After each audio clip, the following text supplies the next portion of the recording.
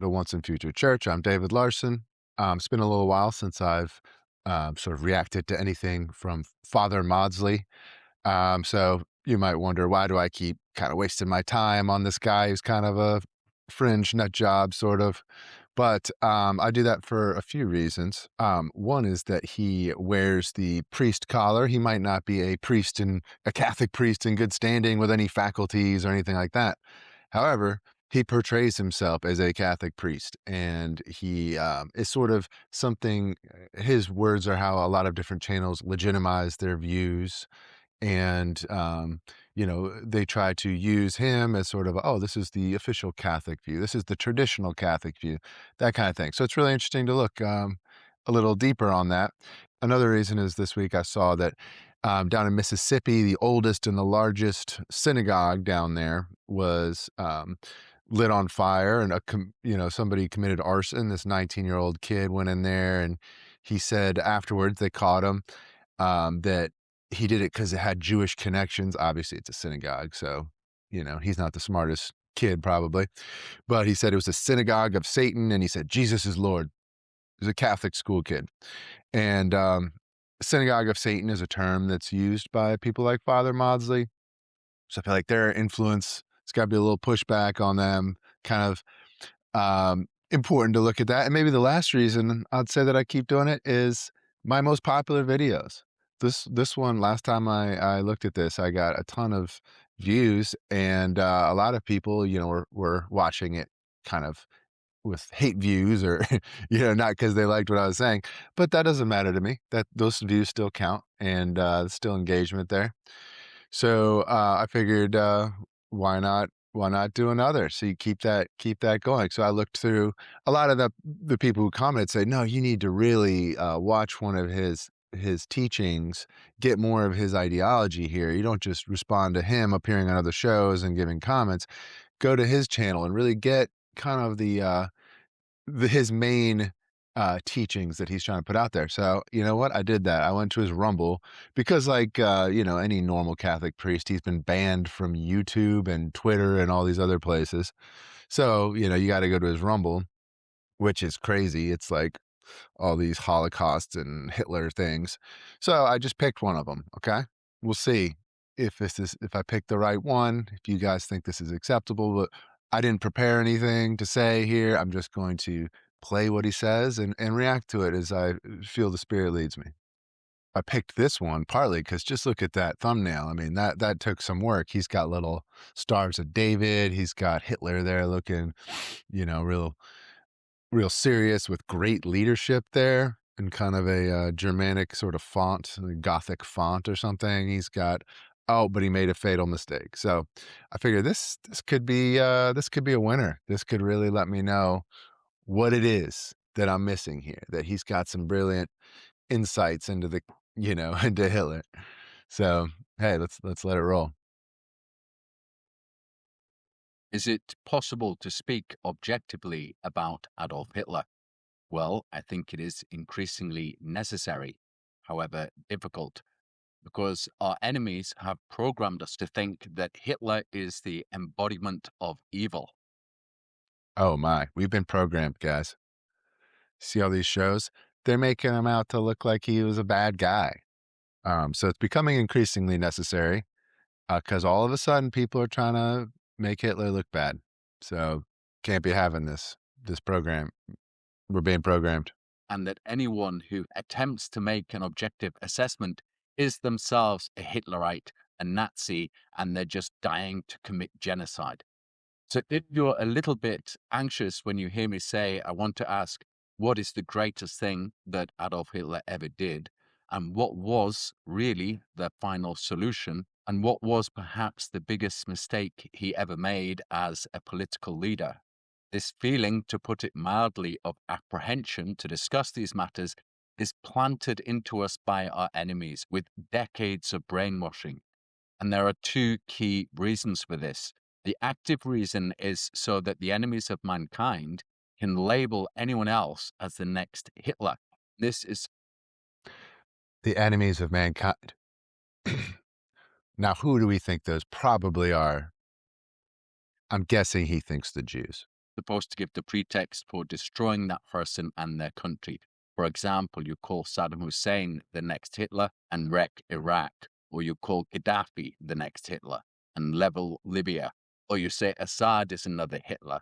So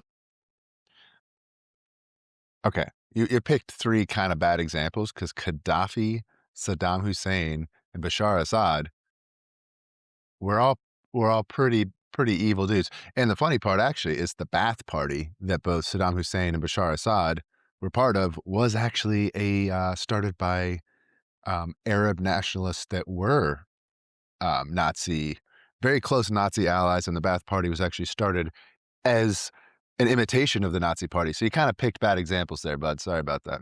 that you can savage Syria. And for years, we've been hearing people say Vladimir Putin is the next Hitler. Do you see him more as a Hitler or more as Yes. a Stalin? I don't know. I think he's more of a Hitler. Becau And the mendacity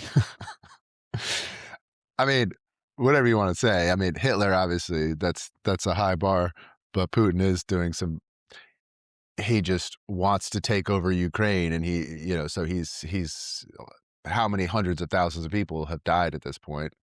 Um, he's bombing apartment complexes full of women and children and stuff, so, yeah, whether or not the word Hitler should be thrown around to that degree, it's a good comparison in certain circumstances.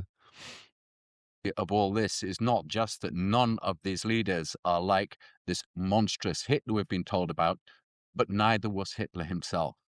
Then the negative or passive reason for this propaganda is because they're trying to hide something.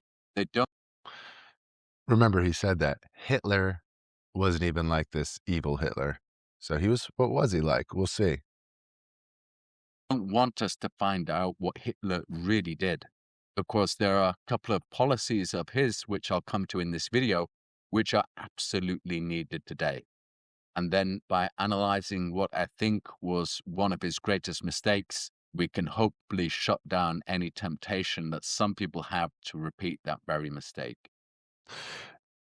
So there's a couple policies. We should also wait for that. Hopefully he covers that are absolutely needed today. Something to do with the Jews, I'm guessing.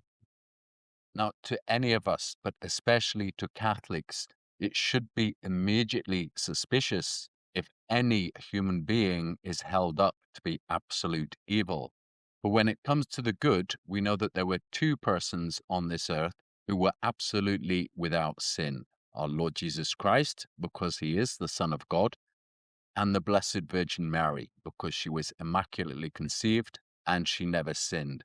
At the other end of the spectrum, there are 2 persons who are exceedingly malevolent, but we cannot call them absolutely evil.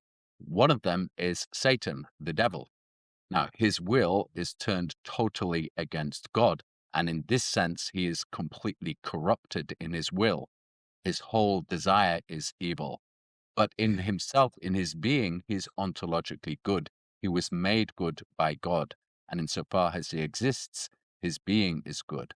With the Antichrist, who will be the human being who is most given over to Satan, we can anticipate also that his will be completely corrupt, total rebellion against God. And yet again, ontologically in his being, there is goodness. He This is annoying.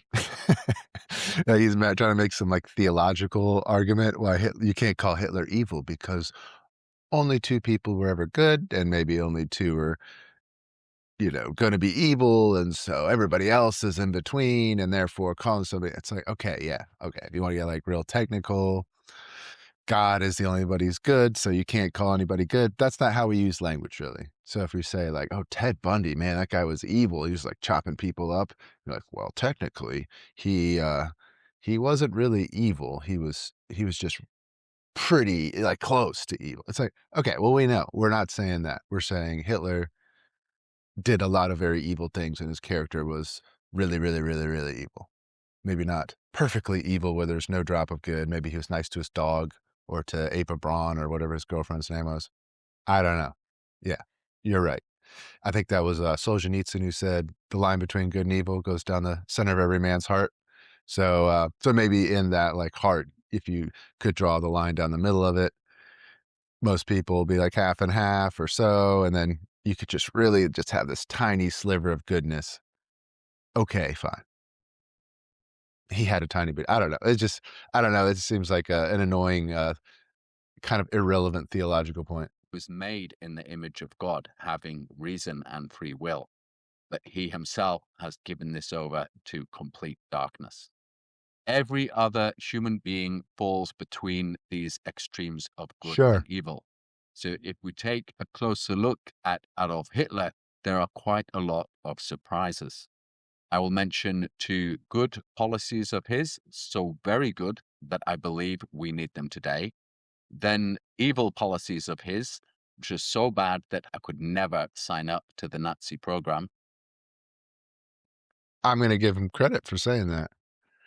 I think a lot of, you think of him kind of as a Nazi, but he just said, here's a couple things he did that are so bad I couldn't actually be a Nazi.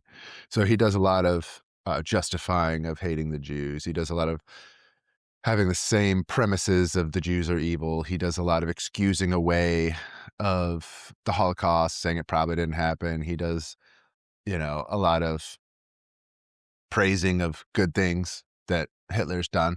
But let's not forget this.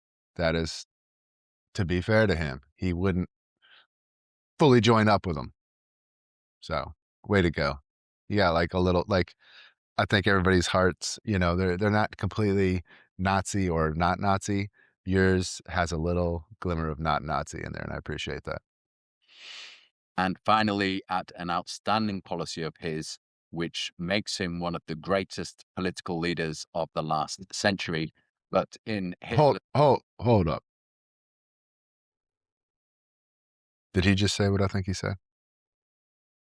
I was just gonna say, hey, you don't actually like Hitler. You wouldn't actually be a Nazi. And then I think you just said he was one of the greatest leaders of the 20th century. Let's roll that back just slightly. Then evil policies of his, which are so bad that I could never sign up to the Nazi program. No. And finally, at an outstanding policy of his, which Outstanding. makes him one of the greatest political leaders of the last century.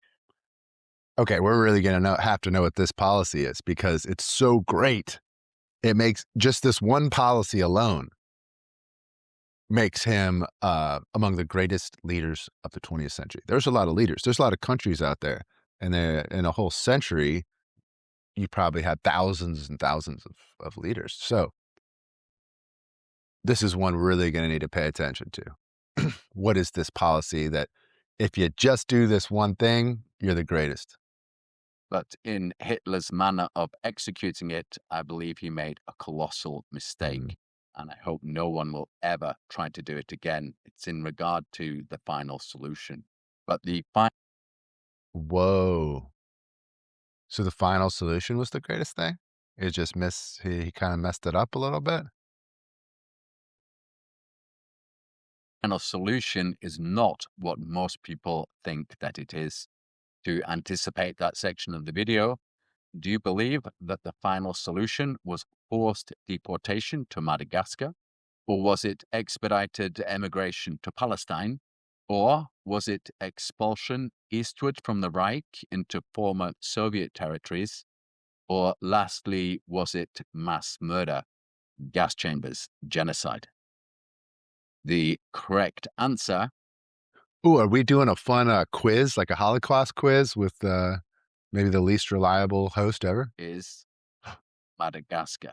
Oh. And then Palestine. Oh. And then forced expulsion eastwards.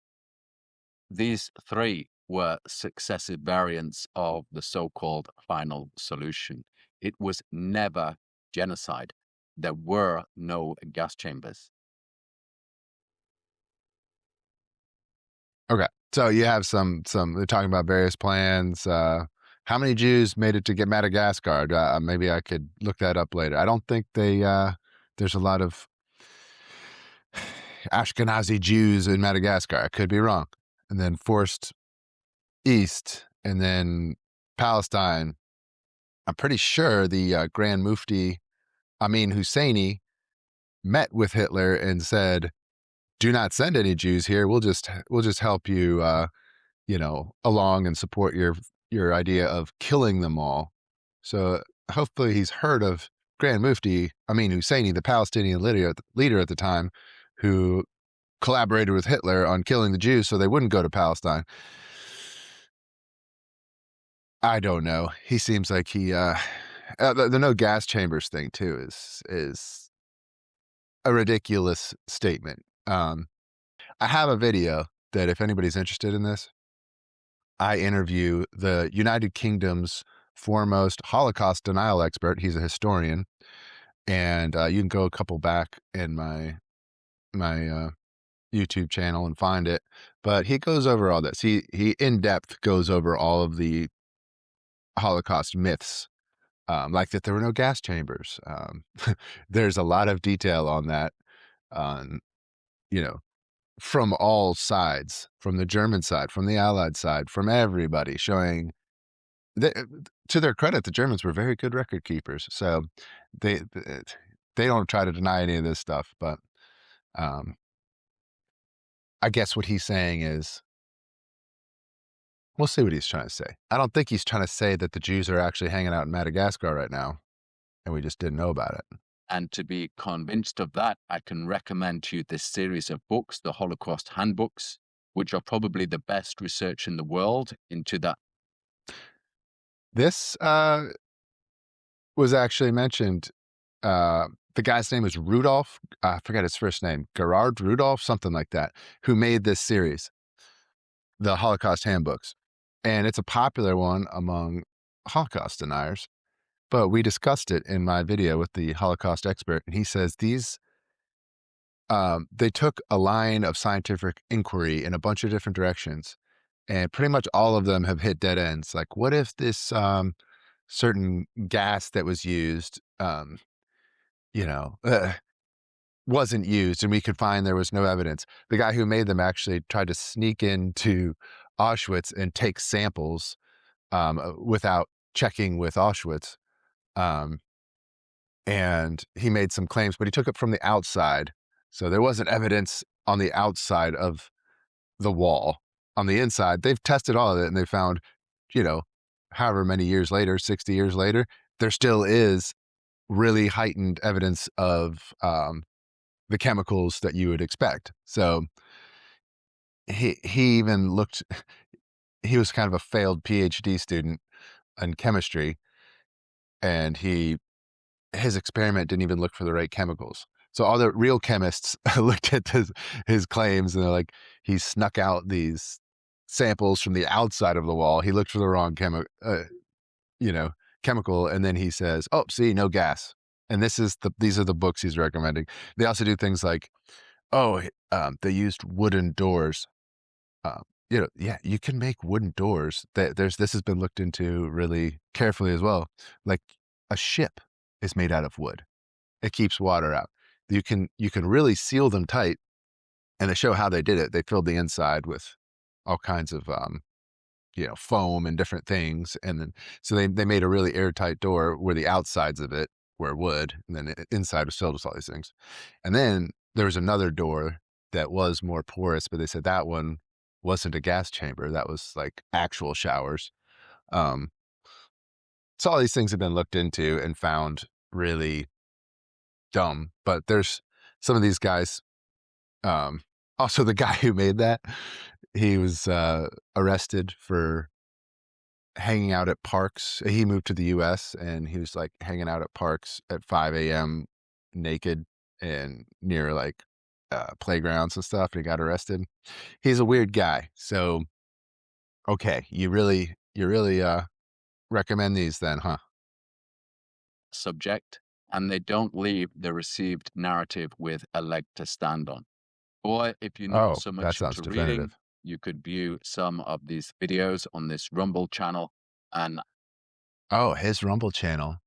If you're not a big reader of idiotic, disproven theories, you can always watch my Rumble videos like this one. Like the Auschwitz-Birkenau no gas chambers video, the impossible genocide video. all classics that just prove without a shadow of a doubt. You state things emphatically, and then that proves it, despite everybody who knows anything about these subjects saying to the contrary. I hope at least they convince you to have an open mind and to start from scratch with the whole subject. With all that said, we come to the first very important policy of Adolf Hitler, which I believe we need the like of it today, namely that he nationalized the central bank.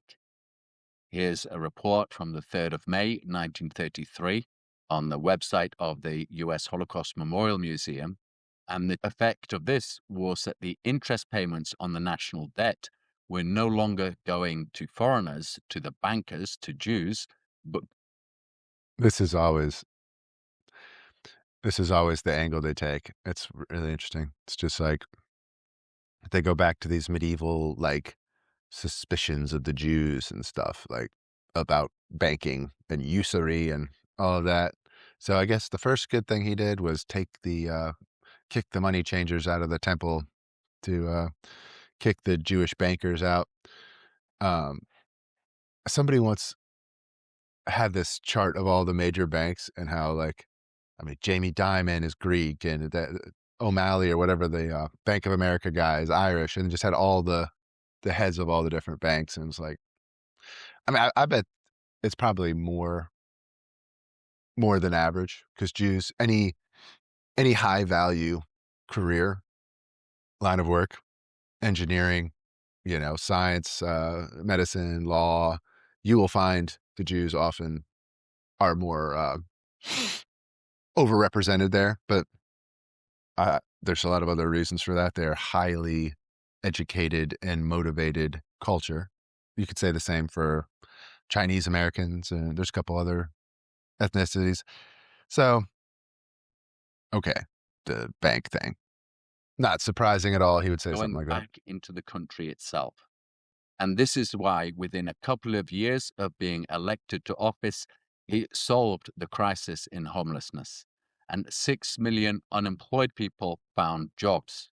There's much more to being a national leader than economics, but clearly having a roof over your head or being able to feed your family is itself much more than economics.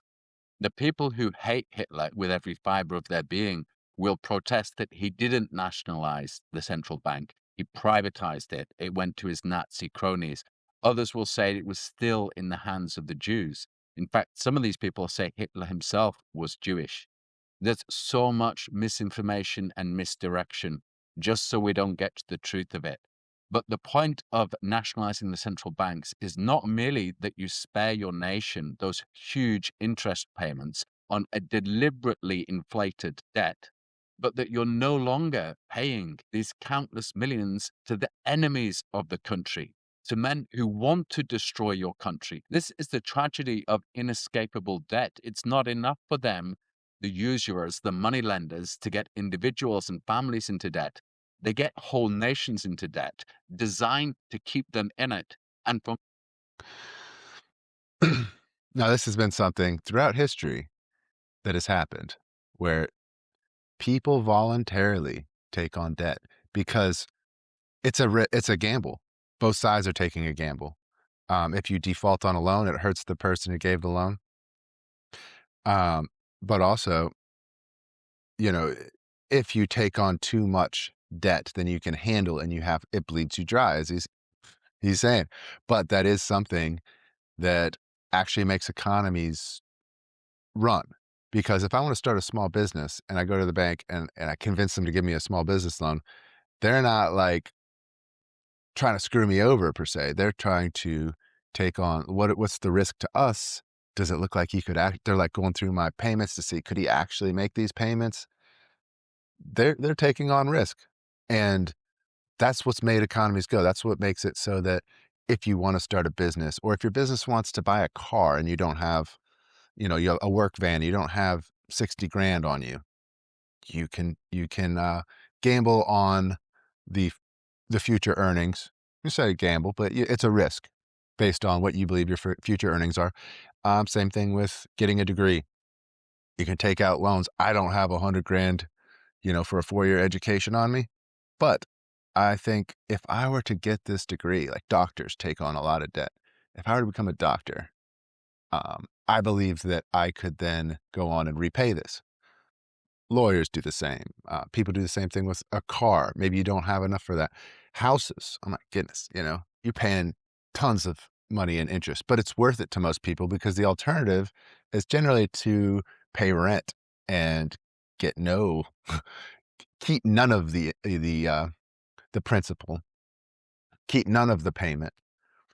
So this whole thing of interest, the Catholic Church has changed its view on it gradually over the years until now it's just an unjust usury is an unjust taking of interest. It's not any interest at all, even though that was the view. That was clearly the view, but it was an area of applying moral principles. And so that's kind of a lower tier that can be adjusted. And the church has adjusted it. But this idea that we should have no banks giving loans because it like enslaves people or something. People want loans. People want to have a mortgage. They don't want to only have $7,000. What kind of house are you going to get with $7,000? Nothing. Maybe you can make a down payment and then you get access to this house. People want that. They want the car. They want the college. They want the house. And the key is, make good choices. Don't put so much risk that it's going to come back to bite you. And that's in the end, you're making a choice. Nobody's being forced into these. To talking about nations going into debt, from this, that, and the other. You need to you're responsible for your money. You could just throw it all away and go to Vegas, or you could waste it all going shopping or whatever. You're responsible for making those decisions and how to leverage, yourself, your skills and the assets you have is your choice. And the very profits of the people's labor, they then aim to destroy the people so they can control all. And if you're not convinced by this, And I will add one other thing. It's much easier though when that fails and you're like, dang, that degree didn't go, oh, my business shut down. And then to turn around and blame the person who gave you the loan and say, the Jews, they're to blame for my failures. That's what's happened a lot in history. The economy goes bad and then these risks don't turn out the way these bets don't really turn out the way that you had hoped. And then you blame the people who lent you the money and, the Jews, let's kick them out of our village. how is it that Germany's economy was turned around so quickly, so effectively? Most of us have seen images of the Weimar Republic where one would need a wheelbarrow full of Papiermark in order to buy a loaf of bread. Children played with the currency like building blocks. Yet within a decade or two of that, Germany became this powerhouse, this formidable nation able to take on half the world. Now, please God, we will use our wealth for peaceful purposes, but we will remain enslaved so long as the Bank of England is only superficially nationalized rather than properly nationalized. As ever, it exists to serve the interests of bankers rather than the whole nation. In a more obvious way, America's Federal Reserve is in private hands. But when central banks are nationalized, there is no need for them to make huge profits because it all goes back to the nation anyway. I wish I had more. I feel like I've read a little bit on this and then forgot it, but I know there's a reason that you want sort of a independent national bank, that things go wrong. Maybe the treasury and the banks being one, they start to just print the money and it destroys the money. And to have it be as like a separate thing, there's a reason a lot of countries have decided to go that route. So I don't think it solves all your problems if you just unite, bank and government together as one thing. Then the people can enjoy the fruits of their labors. If you work hard on any project for 5 years, you're going to see a good deal of progress.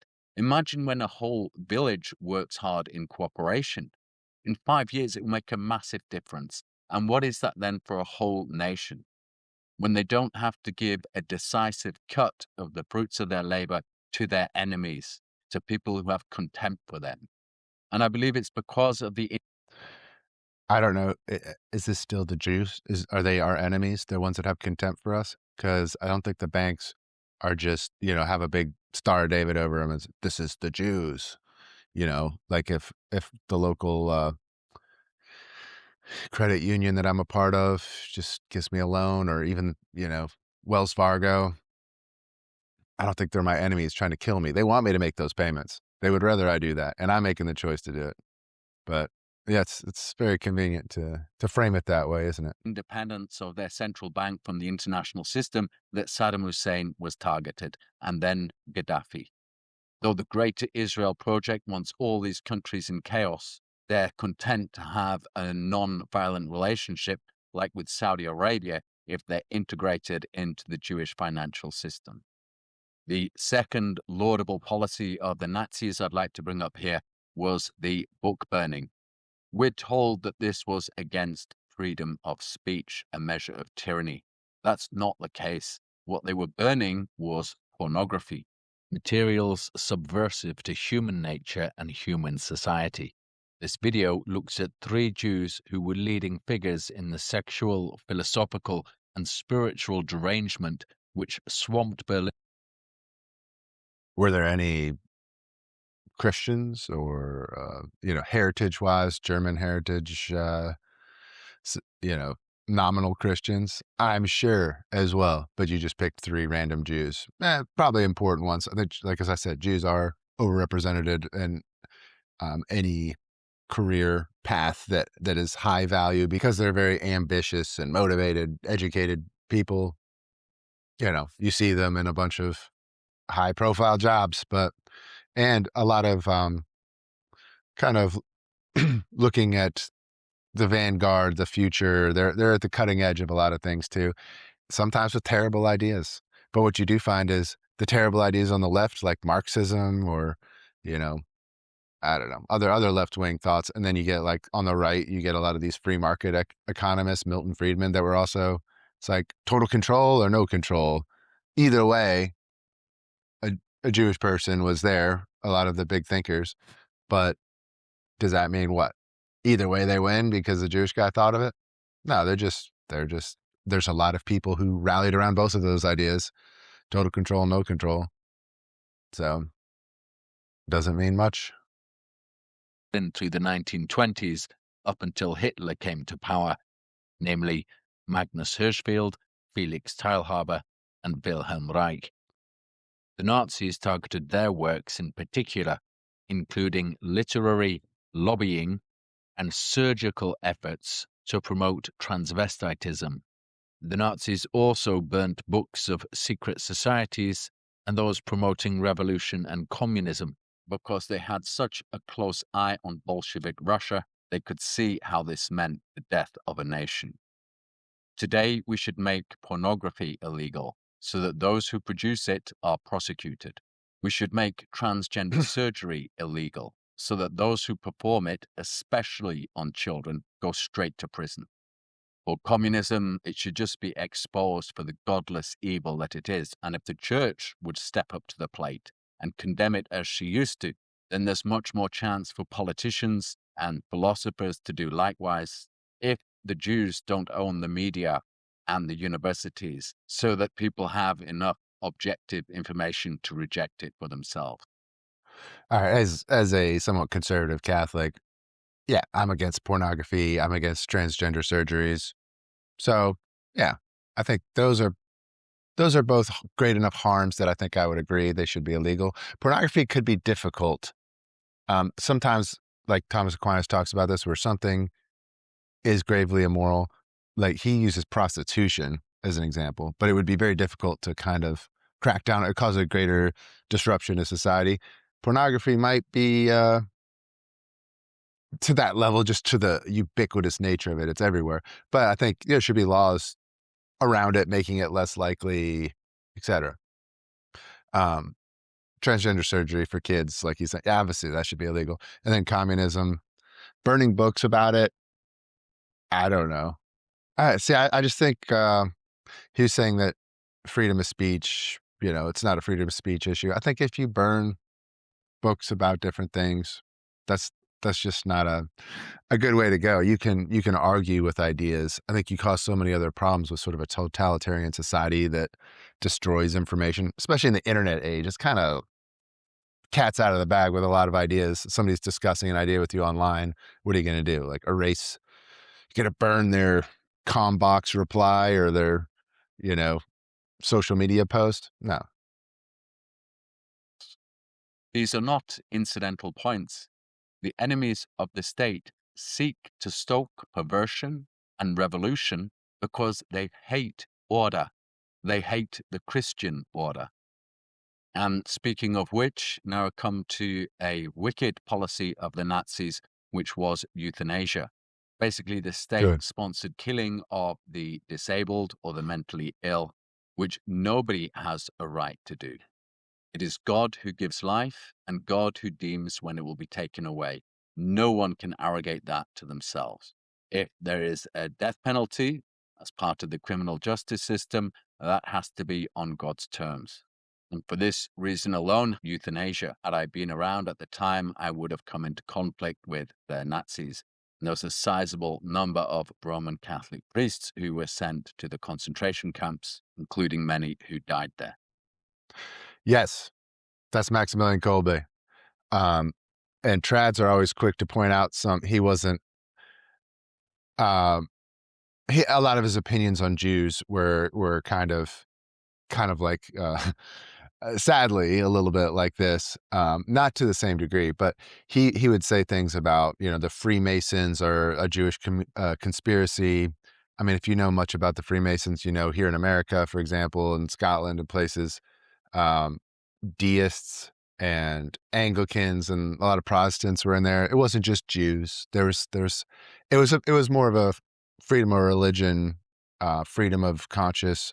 I think in a lot of ways, um, a lot of the issues we had with them have been reconciled over time, to be honest. I mean, I think we still have problems with Freemasonry, but not as much as you might think anymore.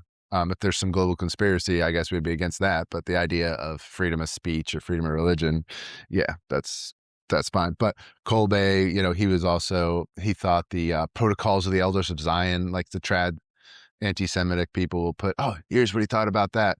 He believed it. It's like, okay, he had a couple dumb opinions because protocols, elders of Zion is now, we know, obvious fraud.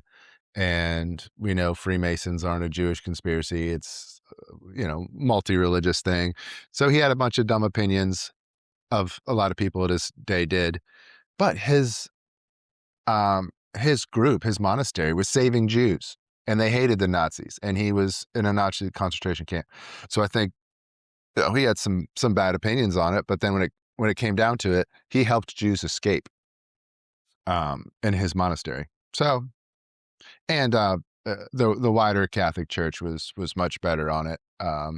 With they banned German bishops joining the Nazi Party, and the Pope at the time had an encyclical that was in German saying racial hatred is not allowed, and it was supposed to be read at the pulpits all over Germany and Austria, and very clear. They don't usually have encyclicals in other languages like that, but it was only in German and specifically from the Vatican to the German-speaking people. And then, also the book Church of Spies shows that now that all the intelligence is being released from these different countries, that the Pope had been trying to create a network of spies that would give information to the Allies and even assassinate Hitler. Joseph Mueller and his clique was back and forth to the Vatican, had a Catholic network within Germany with the intention. They kept failing. They thought maybe he was like protected by the devil or something because they kept failing to kill Hitler, but they had a bunch of attempts. And then, Hitler would just, he was sick that morning. He didn't come to that march. Like, but they kept trying. So, great leader. If you're a Catholic, you should be on the side of the Catholics of that time and saying racial hatred's bad, save the Jews from this kind of stuff, and even assassinate Hitler if you have the chance to. Some of these might have been communist subversives, but that cannot be said of Saint Maximilian Kolbe. He was no Freemason, no communist. Can I just say that's a disgusting thing to say about all these priests that were killed in the concentration camps? Well, maybe the Nazis killed these priests because they were communist subversives. That's the thing you have to say about that? I mean, you think Hitler's a pretty good leader, one of the best of the 20th century, and a lot of your fellow priests, when you used to be a Catholic priest, a lot of those fellow priests were killed in the concentration camps. I believe was it Dachau was the one that had all the priests in it? I forget. But yeah, they especially in Poland just wiped out the whole priesthood basically. And you're saying, well, maybe a lot of them were communists and deserved it. Huh. Addressing the Nazi opposition to the Catholic Church, Pope Pius XI wrote an encyclical Yeah, in exactly. 1937, Mit brennender Sorge, which was read from pulpits all across Exactly. Germany on Palm Sunday when the churches were packed. The Pope commended the priests and religious who had been imprisoned in the concentration camps.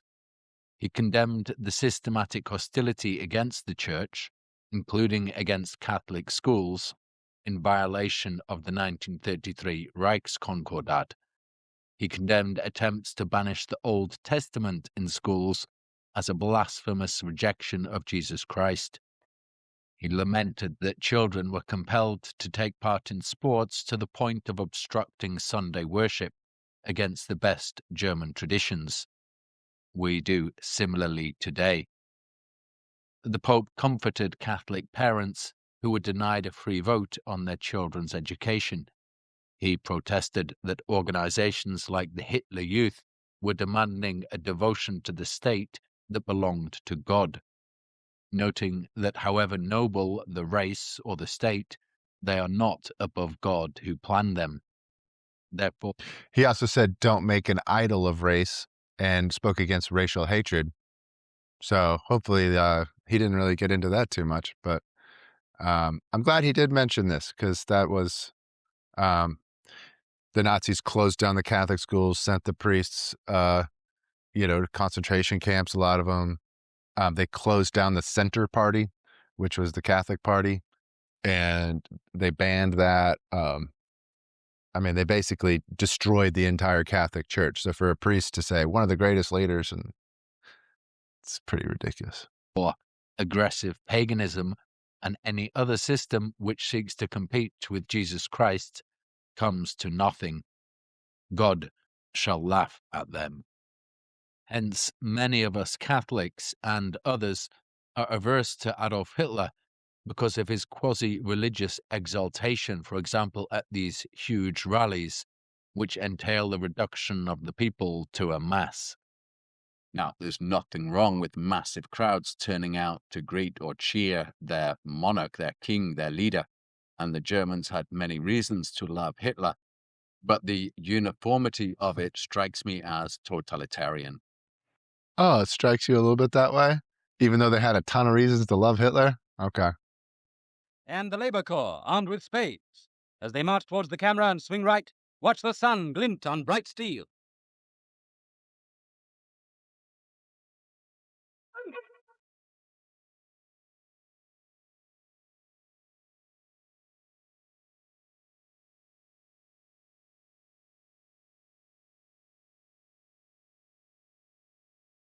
Personality is lost. That should be obvious to us just by looking at the footage, but you can also read plenty of cases of people who were ostracized for not going along with this semi-idolatry. Heil Adelsmänner!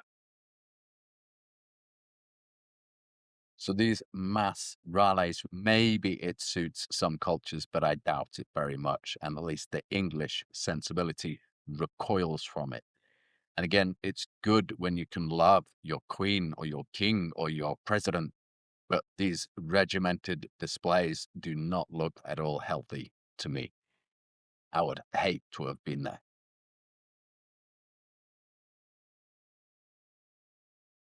And now we come to what was one of the greatest policies that Adolf Hitler had, which also involves what I think is one of his greatest mistakes. And it is also the final solution. It's Okay, so this is probably the most important part because he said there's one thing that gets into why he is among the greatest leaders of the 20th century, is what he said. And he said it was because of this one policy that the final solution, but we don't really understand the final solution. People don't get it. It was more about Madagascar and whatever. But he said there was a major mistake made during the implementation. So I'm guessing they accidentally killed a bunch of Jews. They just meant to send them to Madagascar, and then oops, they all died. self. I hope it is obvious that the final solution was not genocide. Euthanasia is wrong because it's murder. How much more grotesque is mass murder? And absolutely evil would be a planned genocide against anyone. And it shouldn't need saying. But the plan to deport Jews to Madagascar, although it came to nothing, is significant as part of a solidly documented paradigm of emigration and subsequently evacuation. So they had the idea of sending to Madagascar and they didn't do it. But the fact that they thought of that as one of the options means that they wouldn't want to actually kill them all. It was ridiculous. And the idea that there was no documented intent to commit genocide, that was never discussed, or that wasn't a big part of the plan, it's ridiculous. I believe, maybe even Mein Kampf says it. His whole career, he was saying it. And we now have all of the intelligence documents from that era, from all these different governments. You can see clearly that was their plan. That was what the final solution was. Like, I guess he's relying on this old Holocaust handbook stuff. We have so much more many intelligence documents now. You can just look up, what they said. I mean, the problem is then they say, well, the Nuremberg trials were faked. All of these intelligence documents were faked. So if you just say all of the evidence is fake, I guess then you can make up your own plan, like that they wanted to send them to Madagascar, but then didn't. And I don't know. Go ahead. Evacuation eastwards as the actual solution that the Nazis implemented for the Jewish problem. The next video in this series, that is part 2 about the final solution, will examine historical sources and mainstream references which show this foundational paradigm is solidly documented, and moreover, that it supports a common sense development that ran through the entire course of the war, and which crucially leaves no room for the initiation of a genocidal program of extermination. It's just on the level of, like, it'd be like me saying that the Civil War didn't happen. That kind of a thing. It was a continent-wide murder of people. So you could go to pick any country and you have examples of them taking the Jews and rounding them up and shooting them and burying them in mass graves. You can find markers of this all over the entire continent. So it's almost like gaslighting. I want to bring gas into this, but of course it happened. Like, you found this document about Madagascar and how this guy or that guy wanted to do that. Okay, fine, but that's not what happened. We know all of these different communities all across the continent and what happened to them. There's documents, there's birth certificates, there's pictures of their families, there's empty houses. There's no other explanation for all that. Give reasons why nobody who understands how serious the Jewish problem is today should imagine that forced expulsions are a solution. They do not solve the problem. Interesting. So he's saying basically your premise is correct. You understand how bad the Jewish problem is. Now, I say that granting that premise and bolstering that premise builds this kind of an atrocity. You could say, yeah, okay, we all agree the Jewish problem is so bad, but this just wasn't the way to handle it. But by saying that first part, people are going to be trying to come up with very extreme solutions. If you blame all of the world's problems on this elite hidden behind, conspiracies behind all of our money supply and all these other things and all the wars that ever happen and everything, then, you're going to get some pretty extreme solutions to this problem. And so, yeah, even just conceding this is this major problem, which you never have any evidence for. Blaming something on a group of people, the Jews, people don't even congregate like that. That's not how life happens. Like Michiganders did this. It's like you met a couple bad people from Michigan or whatever, but to be that kind of a blanket on this whole group of people that have really suffered throughout the years, and it's such a diverse group of people, it's sick, it's evil. And yeah, saying there's a Jewish problem to that extent and that Hitler's was one of the greatest leaders because he actually addressed it, but he did it kind of wrong.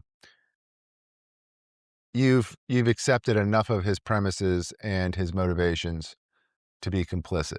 At best, only relocate and postpone it.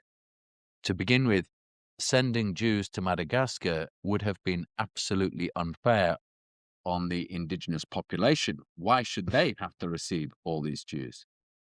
Oh, this guy is so full of hate.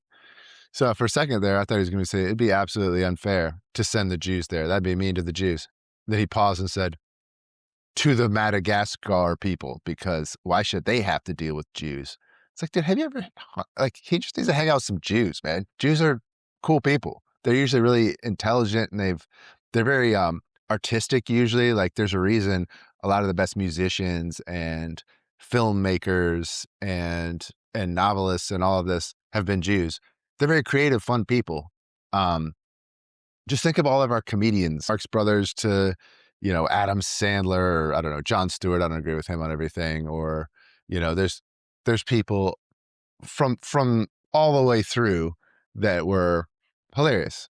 They're fun. I don't see why they're just cause you so much trouble. I think he reads some theological conclusions from, some medieval people and then just applies them to the modern world in just a sick way.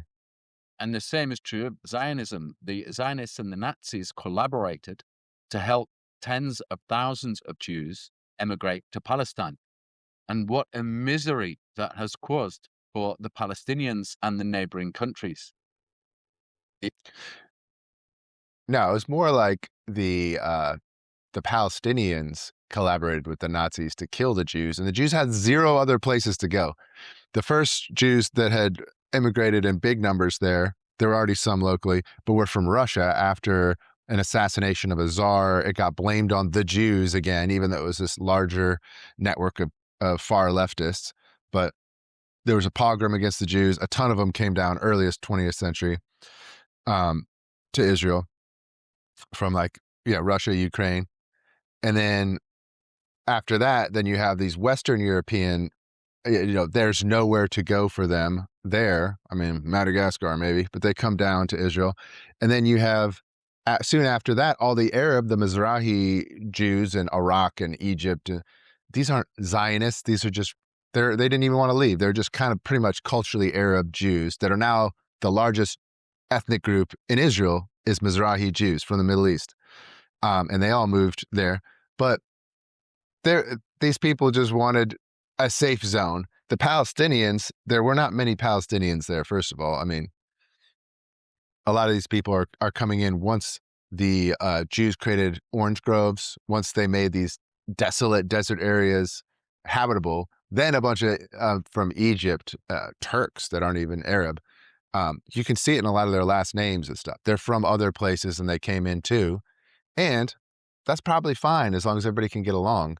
And guess what? A lot of the Arabs did. There's this group called the Arabs of 48 that after 1948, they said, hey, we just want to live and just be part of the country.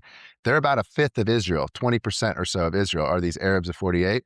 They didn't want to fight anybody. So that shows that the Jews didn't want to just kill any Arab they found. The Arabs who were not with Amin Husseini or with the Arab nationalist Ba'ath Party types, they said, cool, you guys can stay. You guys can be our friends. And they're still there to this day. They're still there. So this idea that they just came in and started killing all the Arabs randomly, that's not what happened. Every time, when the Jews set up, they'd get attacked by all their neighbors and the locals. It just kept happening over and over again. There's no greater Israel thing they're after. They just want that little slice where it was the only thing that they could fight for. And how many other countries have carved out little safe zones for themselves since in the 20th century and up to now? I mean, you got like South Sudan coming up. Just look at Yugoslavia. They were all fighting over who should get what and whatever. And there's like 8 countries probably that came out of the former Yugoslavia after Tito fell. The former Mughal Empire and British Empire, India subcontinent split into a ton of countries.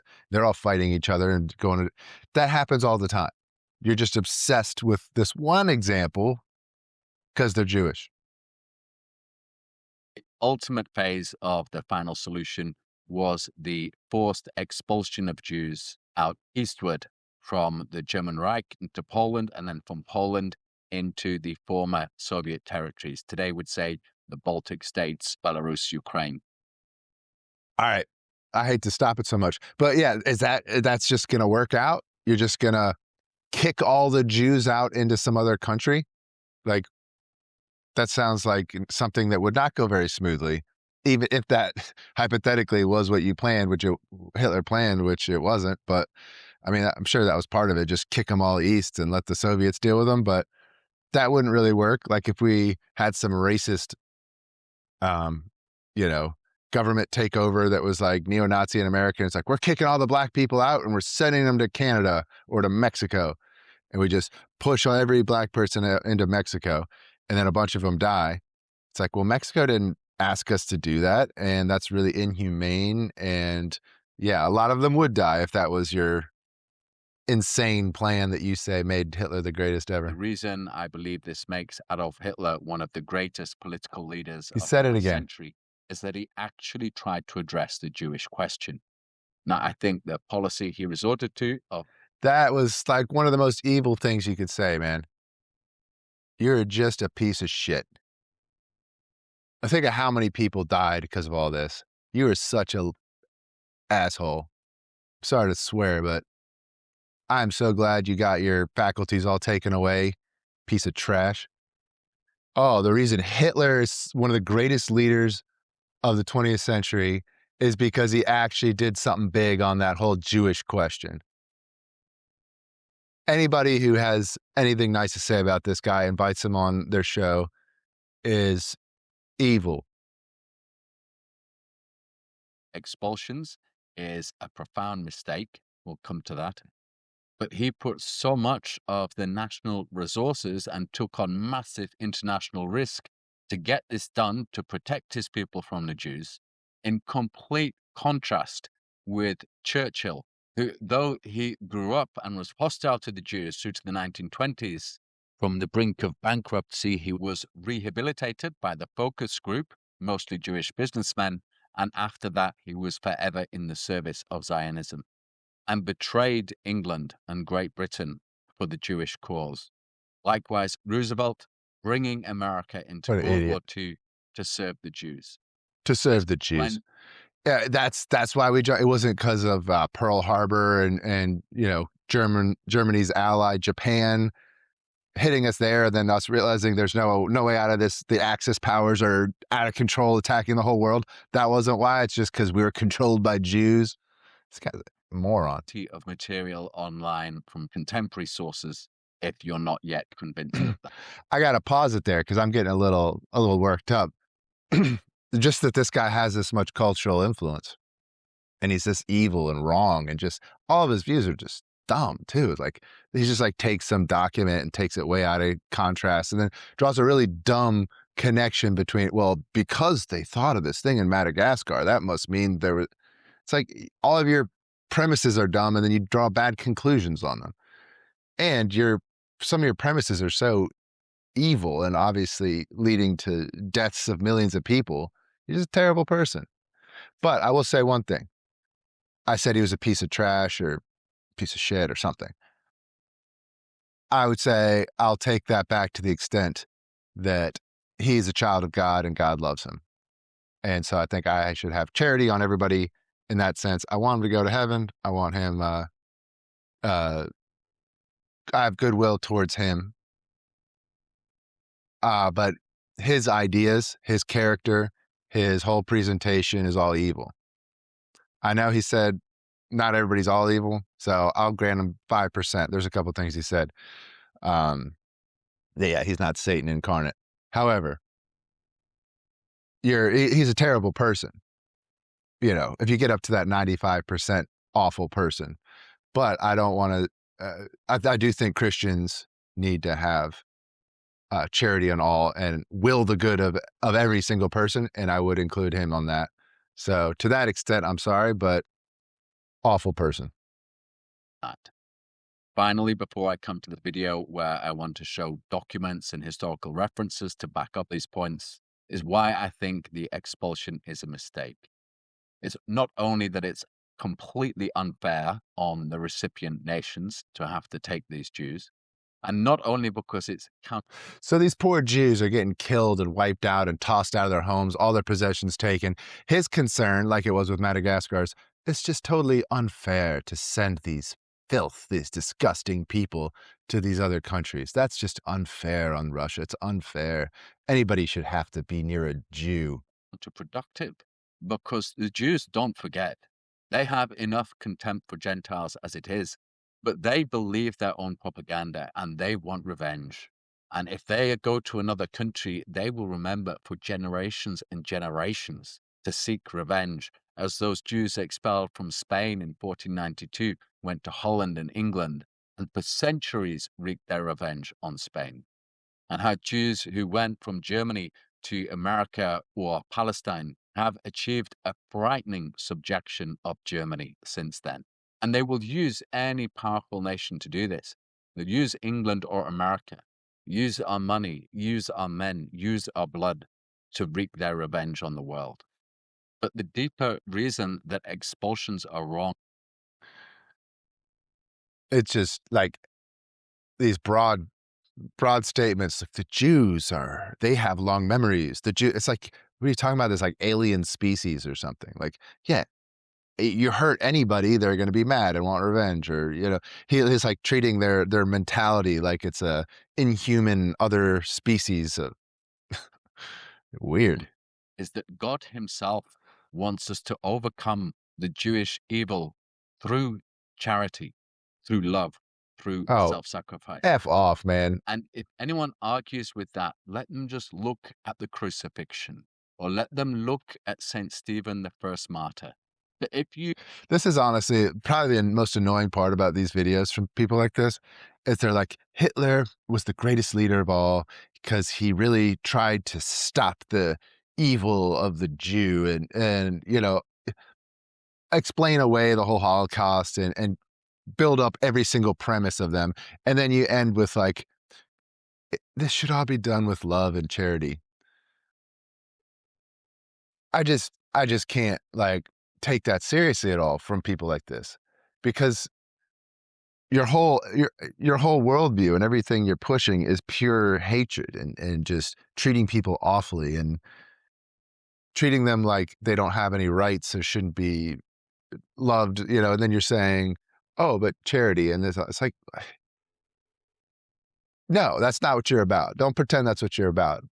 even dream or think about hurting the Jews unfairly, or, I hate to say it, killing them, as some people do, and some people speak of that still today, you're going right up against God. And Cain, who represents the Jews after murdering his brother Abel, who represents Jesus Christ or the church, Cain complained that people would be after him, they'd seek to kill him. And God said, not so. Whoever lays a finger on Cain, God himself will wreak a sevenfold punishment on them. Because vengeance is the Lord's, not ours. We can seek justice. It is justice to remove the Jews from all positions of power and influence in your society, because Okay. You do realize that that's how, if you say this group of people is our enemy and they're evil and they should be removed from all positions of power and influence and respect and just reviled, you do realize that that's a tough plan to execute with charity, dude. That if you try to execute that plan, it ends up looking like what Hitler did. And you also might get a couple people who are, forcing the Jews out of every corner of society that maybe go a bit too far every time, right?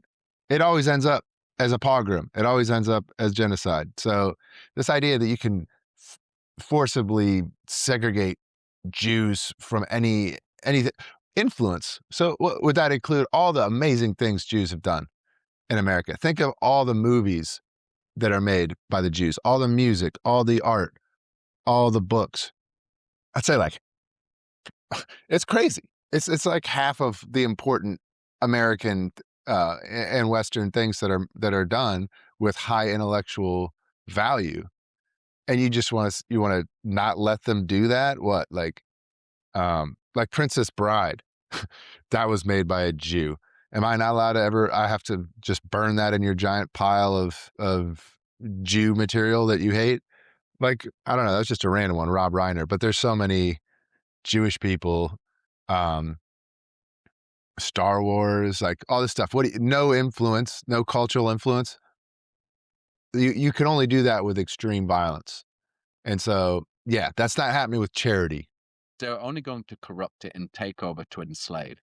So it's justice to deny Says who? this power, but then to go on to hurt them, to persecute them, to damage their synagogues or desecrate their graveyards.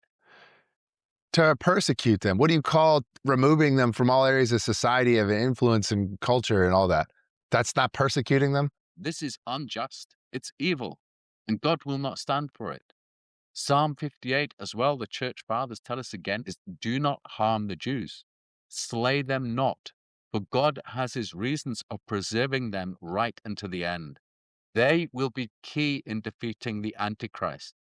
And that's just one of the reasons why God will not allow anybody to commit a genocide against the Jews. But if you will protect them from harm within your society, even protect your enemy from harm, then you become perfect in charity. And this is God's aim with us. First, you have to grow in virtue, because when the users try to tempt you with a loan, you have to reject it, never seeking to go into debt to use you. All right, we're getting right up near the end. I'm debating whether to even go the last couple minutes here. It's just stupid. If the usurious Jews ever tempt you with taking a loan, like, dude, you do not have a mortgage. You've never, you buy all your cars with cash. You're just like, here's 50 grand. You never went to college, or if you did, you just paid every year. Not everybody can do that, So if they ever tempt you with taking money out, it's like, how many businesses would have been started with no startup capital from a business loan? Like, we wouldn't have any businesses. Nobody would have any things. We wouldn't have houses. Our houses would be much, much smaller. Let me tell you that, if I had to just pay what I could afford up front. Like, you're ridiculous. I don't know if I can even stomach the rest of this. It's just annoying. And yeah, all right. Well, why not? Let's just end it. I'll just let a lot of it run. This doesn't mean that a society can't raise capital for huge enterprises. It can, but the risk of those projects needs to be shared by everyone who puts the money in. But a society, and especially the businessmen and the politically powerful and the princes who reject usury always, that is a very healthy society. Just as if society rejects pornography, Pornhub is owned by a rabbi. But I think the biggest fall. It was like the way they put that. So this guy went to get made into a rabbi, and then he decided not to ever practice being a rabbi. I've looked into this because it's something that neo-Nazis online say all the time. So yeah, then he decided, I'm not going to be a rabbi. I'm going to go in investment. And then he invested in, he's one of the biggest investors, but I think he's like one of the top 5 big investors at the Pornhub, and the other ones aren't Jewish, I believe. And also, I mean, was Hugh Hefner? He was a Methodist. What about the Methodists? I bet you could just like hone in on them and all the evil things, people who are raised as Methodists, whether or not they practiced. Like this guy doesn't really practice Judaism anymore, but yeah, it's just picking off like so pornography. It's not because men have a really hard time, not lusting, and that, if a naked woman's out there, she can make a buck by putting her picture up there. Like that wouldn't happen if it weren't for Jews. Like women wouldn't take naked pictures themselves and men wouldn't want to look at naked pictures. If not for the Jews, we wouldn't have thought of that. It's just evil lust inside of us, maybe, that all of us have, but no, it's the Jews. Porn providers in the world are all owned by Jews. They do this because they don't have a clue who they are, an identity crisis like no one else. They don't know who they are and they're searching. And that's why we get this garbage about people searching for their sexual identity. Jews don't know who they are. I'll say they have a very strong sense of identity. They probably have one of the strongest senses of identity. The longevity on the Jewish identity is maybe among the most impressive in history, especially for a group that small to hold on to that, especially not having their own nation state, that they were able to hold on to that identity. They don't know who they are, though. This whole spectrum of different genders, they're lost because they were the chosen people, chosen by God to welcome the Messiah into this world in the flesh. And since Jesus came, and Caiaphas and the Jews with him called for his crucifixion, they no longer know who they are. But the apostles and Jesus' disciples know exactly who they are. And Christians in any nation know who they are. You are the elect of God. You are the chosen nation of God. The baptized. You grow up. You know your family. You know your country. You know your religion. There's no great crisis of identity. But the Jews will never find an identity. You're kidding me, man. There's no great crisis of identity in the West. We know our heritage. We know our nation state. We know our religion. Are you kidding? The kids are all leaving the religions. They have no idea who they are. People have huge identity crises in the West. This guy's a joke. That gives them peace, that fulfills them until they repent and convert to Jesus Christ, the Messiah, the Son of God. A nation that affords them that opportunity by taking none of their temptations to sin through money, through pornography, through their incessant warmongering, which falls for none of their insane philosophy. Realize right now, he's just talking about how the Jews are evil. That's what he's talking. That's the topic, is the Jews and their warmongering and their lust and their porn and their greed. Like greed, lust, and warmongering, violence. Are those human temptations, or are those, can we just throw all of our evil, the 7 deadly sins and the temptations for sinning onto the Jews? That's where all that stuff comes from, not from just our corrupt hearts. And yet protects them and prays for their conversion. The Jews needn't be a political threat to anyone if we don't give them power. They're not going to undermine the culture if we don't give them influence. It's up to us. That makes us strong, balanced. And then to pray for your enemies, to love them, to desire their conversion. Again, it's like you're praying for them and you love them while you say they can't have any cultural power or political influence. And yeah, you gotta like not let the Marx Brothers make that, or something, not make Adam Sandler make a dumb Billy Madison movie. This is the holiness that God wants of us. And so whatever nation in the world, you have a certain population of Jews. That's your burden from God. Don't expel them. Now, it's true that the Jews have been expelled hundreds of times through history. There's at least 110 places documented where this has happened. This is because we're in an imperfect world with imperfect populations under imperfect leaders, and we're trying to figure things out. The Jews, however many you're cursed to have, that is your burden from God. That's like, offer it up, man. We got 5 Jews in town, offer it up. Don't let them speak. Don't let them do anything. They can't work for the banks or anything, those evil Jews. Just maybe let them be like a day labor or something if they don't talk. But yeah, they're just offer it up. Yeah, that's your burden there. It's like, this guy's never met a Jew. They're really not that bad. Not nothing like this, man. But sometimes things get so critical and the leaders so exasperated that they resort to the expulsion of the Jews. This is what Hitler did. Sometimes the situation, so don't evict them, don't do all that, but sometimes the situation gets so critical and the leaders just get exasperated and this is what would happen if you make them the cause of all your problems in your head. If you say, all of our problems come back to these guys, and then limit them and put them in these little ghettos where they can't do much. Something goes wrong. Oh, we've reached a critical mass of the Jews, obviously the Jewish problem, whatever's going wrong in your society, you just blame it on them. And then, well, I went a little overboard there and I killed them. Whoops. Or we expelled them. That little burden that God gave me, I couldn't deal with it. Sorry. Maybe as a political leader, he did not see a way to strip the Jews of power, yet to leave them protected inside Germany. Instead, he resorted to encouraging emigration, then expulsions and forced evacuations. Even if no killing? Didn't mention any, he never killed a single Jew. Interesting. Yeah. Some of the SSPX people, like Bishop Williamson said, Hitler killed like 300,000 Jews. Sounds like he's saying Hitler didn't kill a single Jew. It was just, he got a little exasperated, reasonably. All of his premises were correct, and he just went a little overboard. I get it. Sometimes that burden, the Jewish burden, gets a little heavy. one claims this was self-defense, it is wrong-headed. By 1942, the German Reich realized that helping Jews to emigrate gave them a chance to work with the Allies, for example, in intelligence operations. As being perfect German speakers, they could help with intercepts and with propaganda. And then, after forcibly evacuating many Jews out east, some of these hurt the Germans behind their front line by supporting the partisans.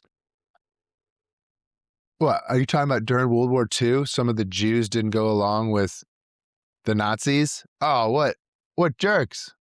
And when the war turned and the Soviets began advancing, the Germans found themselves bringing Jews back westwards as they wished to keep their labor force. But in the end, they even gave Jews the choice whether they wanted to march west or stay and await the Soviet takeover.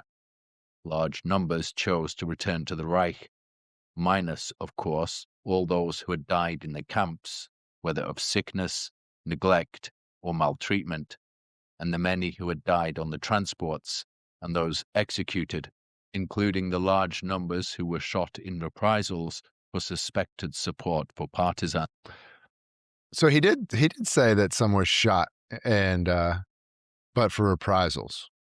It wasn't, there were no innocent people killed. It was all retaliation for the evil crap that, the Jews were obviously undermining the very legitimate Nazi program, one of the greatest things done in the 20th century, sending all the Jews randomly into the Soviet wilderness.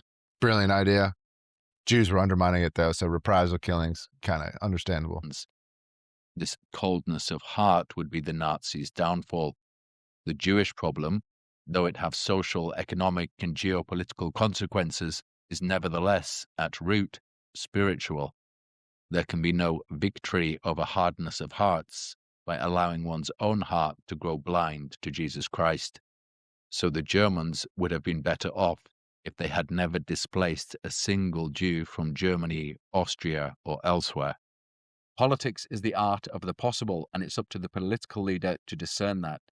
The church's job is to teach these eternal truths and principles that will inform politics as to what ultimately can work. The Jews had already pretty much destroyed Germany in the decades leading up to the 1920s. It was Hitler who turned that around. After World War II, Germany was destroyed, but basically it had already been destroyed by the Jews before that. Hitler was turning it around. Like, this guy is such a joke. The policies of expulsion, I believe, were a catastrophe, and it's not what God wants from us. It's not a future solution. But to reach for that, we need much more from the church. But just as the various nations have been undermined and corrupted and enslaved by the Jews, so also they've had They a have. very malevolent influence on the church. On her The various nations have been enslaved and oppressed and all that by the Jews. Yeah. And the church as well is being enslaved and oppressed by the Jews. They take over everything. liturgy and her dogma, on her morals. They will not prevail. But the church must be herself again and be a light to the world. And this will show the way for the political leaders.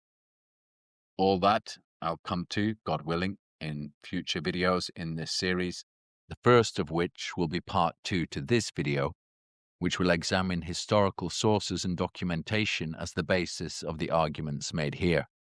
It will include looking at difficult passages, such as in the Wannsee Protocol, and at Heinrich Himmler's shocking Posen speeches. In the end, though, there is only one reality. God bless you all. All right, guys. I did it. I got through that whole thing. I don't think I'm going to watch part 2, or forgive me if I don't really trust his breakdown of these documents, he's going to bring in.